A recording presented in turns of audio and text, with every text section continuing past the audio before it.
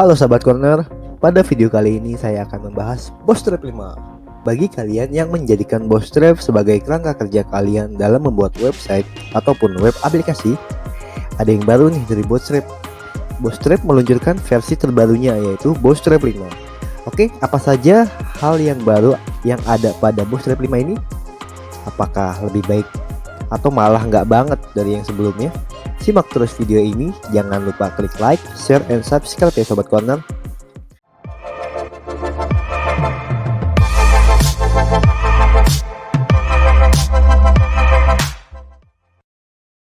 Yang pertama adalah jQuery dihapuskan. Waduh, kok dihapuskan ya? Yang seperti kita tahu, jQuery adalah library JavaScript lintas platform yang didesain untuk menyederhanakan client-side scripting pada HTML. Sifatnya yang dapat diperluas memungkinkan kalian untuk mengakses elemen dalam dokumen tanpa menulis banyak JavaScript. Sementara pada Bootstrap telah menggunakan jQuery selama lebih dari 8 tahun dan jQuery telah menjadi kerangka kerja yang cukup besar dan membengkak size-nya. Dan pada saat penggunaannya pun pengembang diharuskan untuk mengunduh jQuery-nya. Yang itu berarti akan menambah waktu muat pada saat preload yang mungkin kebutuhan jQuery itu sepele, misalkan seperti Bootstrap itu sendiri yang makainya. Karena kerangka kerja JavaScript seperti Angular, Vue, dan React mendominasi komunitas pengembangan web saat ini, dan mungkin pihak Bootstrap pun mulai menyadari perubahan ini. Mungkin dengan sangat terpaksa saya bilang jQuery mulai kehilangan popularitasnya karena sebagian besar kerangka kerja modern saat ini menggunakan atau bekerja melalui DOM virtual dan bukan melalui DOM secara langsung yang mengarah pada kinerja yang jauh lebih cepat. Dan seperti kita lihat di sini, Bootstrap telah menghilangkan jQuery. Sudah tidak ada lagi jQuery di sini, yang ada hanya Peppermint dan Bootstrap Mint. 2. Menggunakan JavaScript Vanilla. Pada Bootstrap 5, semua fitur permintaan yang dilakukan jQuery sekarang dialihkan kepada kode JavaScript murni atau Vanilla JavaScript pada Bootstrap 5 yang membantu ukuran file tidak menjadikan berat.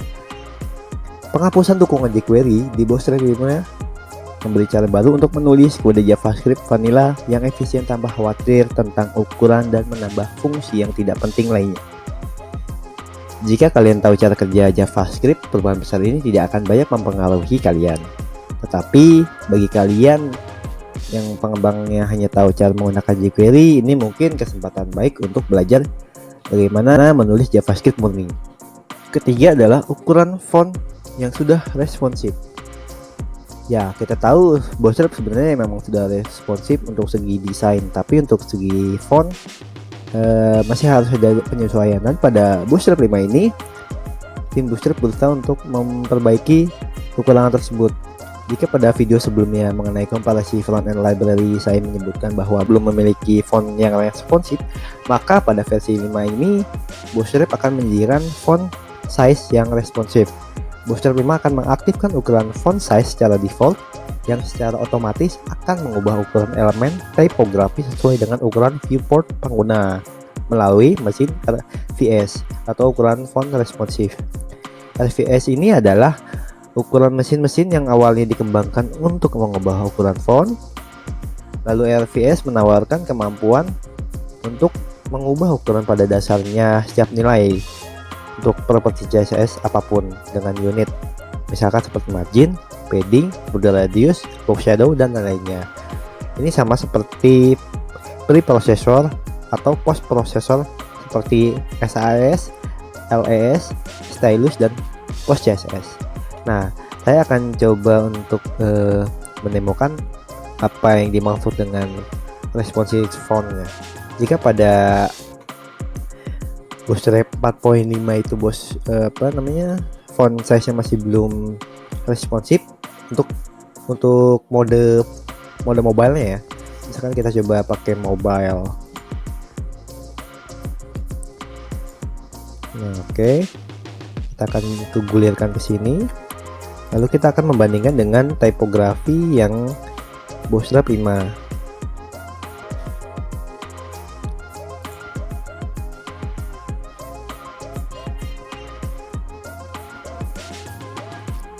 Nah, oke. Yang ini adalah Bootstrap 4.5 Dan ini adalah Bootstrap 5. Kita bisa lihat bahwa perbedaannya cukup signifikan. Yang 4.5 itu masih belum ideal, sedangkan pada poin 5 itu sudah cukup ideal lah, sudah enak dipandang di mata. Nah, ini yang disebut dengan font responsif. Jadi sekarang bukan cuma Tailwind yang mempunyai font responsif, tapi Bootstrap poin 5 juga sudah menyediakan font responsifnya. Keempat adalah tidak mendukung Internet Explorer 10 dan 11. Pada tahun 1995, Microsoft merilis Internet Explorer untuk pertama kalinya. Untuk pertama kalinya ada browser yang mendukung CSS dan applet Java yang menjadikan salah satu browser yang paling banyak digunakan. Bahkan pada 2003, IE mendapatkan pangsa pengguna hingga 95%.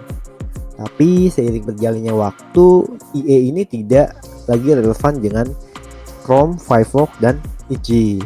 Bahkan ini adalah mimpi buruk bagi perancang web atau front-end developer karena IE ini tidak mendukung JavaScript modern. Agar dapat bekerja dengan IE, baik itu 10 atau 11, kode JavaScript harus dikompilasi ke IS5, bukan 6 ya. Yang itu berarti meningkatkan ukuran proyek kalian hingga 30%. Jadi jelas membatasi kemampuan kalian untuk menggunakan fitur IS6 atau standar JavaScript yang lebih baru. Yang lebih parah lagi adalah tidak mendukung banyak properti CSS modern yang akan membatasi potensi kalian dalam mendesain web modern. Nah, alasan itulah yang membuat tim Bootstrap memutuskan untuk menghentikan dukungan untuk IE 10 dan 11. Dan ini merupakan langkah yang cukup baik karena akan memungkinkan perancang web atau pengembang lebih fokus pada mendesain halaman web modern tanpa harus khawatir tentang pemecahan kode pada browser lama dan meningkatkan ukuran setiap proyeknya. Yang kelima adalah unit ukuran lebar diubah. Apa itu? Jika kalian familiar dengan unit px atau pixel, misalkan kalian membuat padding dengan satuan unit px, pada Bootstrap 5 ini unit ukuran itu diubah menjadi root m atau dikenal dengan rem. Yang satu rem itu sama dengan 16 pixel. Lalu kenapa harus diganti? Walaupun pixel atau px dianggap dikenal luas dan digunakan untuk unit absolutnya dan relatif terhadap DPI dan resolusi perangkat, pixel tidak berubah berdasarkan elemen lain yang tidak baik untuk desain web responsif modern. Keenam adalah menghapus cardec class. Kalau kalian sering menggunakan card sebagai komponen induk atau wadah untuk section tertentu, pasti akan sering mengalami saling menempelnya antara card satu dengan card lainnya. Misalkan seperti ini. Jika pada Bootstrap 4.5 itu menyediakan kelas cardec, maka akan saling berjauhan atau ada space antara satu card dengan card lainnya. Tapi di Bootstrap 5, tim Bootstrap menghapuskan kelas cardec karena sistem grid baru menawarkan kontrol yang lebih responsif. Nah, kita lihat di sini sudah tidak ada kelas cardec lagi, berbeda dengan yang di 4.5 itu masih disediakan cardec, tapi di Bootstrap 5 tidak disediakan cardec karena alasannya adalah kontrol grid baru itu lebih responsif. Ketujuh adalah navbar dioptimasi. Secara default, Bootstrap 4 menggunakan inline block pada opsi tampilan navbar, tetapi di Bootstrap 5 itu dihapuskan. Selain itu, mereka juga menggantinya dengan flex dan menghilangkan margin pada brand. Sebenarnya saya belum menemukan secara signifikan perubahan mengenai navbar ini, tapi mungkin ketika kita sedang membuat navbar, barulah kita sadar di situ mungkin ada perubahannya. 8 adalah custom SVG icon. Pada versi Bootstrap 3, ada 250 komponen icon yang dapat digunakan kembali dalam format font yang disebut glyph icon, yang dibuat untuk memberikan icon grafi kepada grup input, alert, dropdown, dan komponen lainnya. Namun pada Bootstrap 4 itu benar-benar dihapuskan semua dan kalian hanya diberi link referensi seperti font option, features, auto icon, dan lain-lainnya seperti ini. Tapi kabar gembira di Bootstrap 5, mereka menyediakan ikonnya kembali dalam format SVG icon. Nah, kalian juga bisa menggunakan icon-icon terbaru dari Bootstrap 5 ini nanti akan saya taruh linknya di deskripsi. Nah, formatnya adalah SVG ya. Kalian tinggal copy dan pastikan di project kalian. 9 adalah beralih dari Jekly ke Hugo. Jika kalian pernah menggunakan WordPress, Joomla dan sebagainya, pasti kalian akan familiar dengan upload atau custom theme untuk website kalian. Nah, Jekly dan Hugo ini adalah situs theme yang akan mempercepat kalian dalam membuat template atau sebagai referensi kalian dalam membuat website. Nah, di Bootstrap 5 ini mereka menemukan dua isu besar, yaitu pertama, Jekly membutuhkan Ruby untuk diinstal, lalu kedua adalah Jekly ketika mengenerate theme-nya itu lambat ya. Karena kalau kita sudah membicarakan perform itu agak sedikit gatel ya, karena kalau kita yang sudah biasa membuat aplikasi dengan perform yang tinggi itu ketika menemukan yang agak lambat itu agak gimana gitu. Nah, dari Bootstrap ini berusaha untuk mempercepat atau memperbaiki kekurangannya tersebut. 10 adalah pembaruan kelas. Kalau di Bootstrap 4 itu ada lebih dari 1500 kelas, pada Bootstrap 5 ini akan ada beberapa kelas yang dihilangkan dan ditambahkan. Dan berikut adalah beberapa kelas CSS yang sudah dihapus menurut history project GitHub resmi dari Bootstrap 5, seperti form row, form inline, list inline, dan cardec.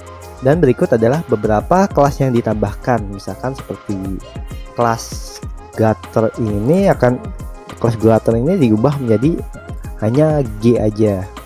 Dan seperti padding dan margin, kalau misalkan kalian mau horizontal atau vertikal, kalian hanya menambahkan X atau Y. Jadi kalian tinggal tambahkan GX untuk horizontal dan GY untuk vertikal. Sedangkan untuk G adalah general, yaitu general maksudnya horizontal maupun vertikal. Dan di sini di Bootstrap 5 ini dikenalkan ukuran yang super besar, yaitu XXL.